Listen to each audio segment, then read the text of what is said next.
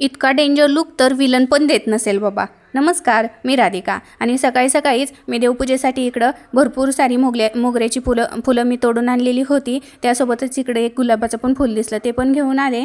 आणि मग सकाळी सकाळी ह्यांचं गाडी खेळायचं चाललेलं. पुढे गेलो शेतामध्ये, तर इकडं शेळीसाठी गवत लावलेलं होतं आणि माळवं तर इकडं सगळीकडे आलेलं होतं. पण ते आत्ता सध्या तरी ते सगळं कोवळं होतं. मग पुढे आम्ही गेलो, तिकडं मस्त बसून वगैरे घेतलं. तर ह्या पोरांचं काही सारखी रडरड सुरू असते, त्याला मोबाईलच घेऊन बसायचं होतं. आणि ध्रुव तर जिकडे जाईन तिकडं पळत सुटलेला असतो.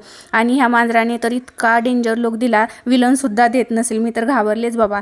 पुढे गेलो तर इकडं बघा, ह्या शेतामध्ये दुहेरी पीक घेतलेलं आहे, भुईमुगाचं आणि ऊसाचं. मग त्यातला थोडासा भुईमुग काढून घेतला. आता सध्या सीझनच आहे शेंगांचा. मग शेंगा खात खात आम्ही पुढे आलो. पोरांनी पण भरपूर सारे शेंगा खाल्ल्या. आणि हे झाड तुम्ही कधी पाहिले का, आणि ह्याला काय म्हणतात ते मला कमेंटमध्ये सांगा.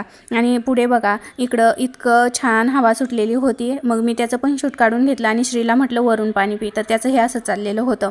आणि अंजीरच्या झाडाला पण भरपूर सारे अंजीर लागलेले होते, पण सध्या ते कोवळे होते. आणि ध्रुवला तर पाहिलं की गाय त्याला रोजच पळवत असते. चला तर भेटू नेक्स्ट ब्लॉगमध्ये.